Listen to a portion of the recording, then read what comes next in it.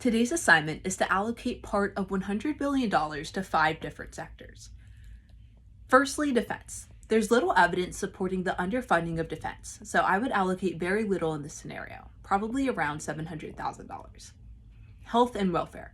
The Trust for America's Health writes that the CDC's fiscal year budget was cut by 3%, even though inflation went up by 4%. I would allocate $31 million to offset this underfunding. Education. The CSR Wire writes that U.S. school facilities are underfunded by 37%. I would allocate $10.27 billion to the sector.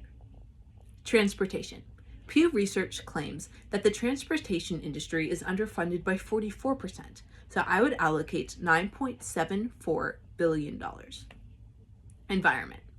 Commonly cited estimate of $700 billion needed versus $124 billion currently spent.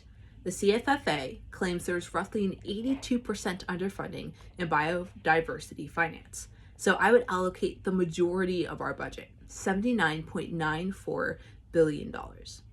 If you're wondering how I came to this conclusion, I came to my conclusion by adding up the gaps that we saw with the underfunding for these 5 different sectors, figuring out what fraction we could afford with our $100 billion budget, and applying the fraction to each sector, and checking the conclusion to make sure the scale was proportionate.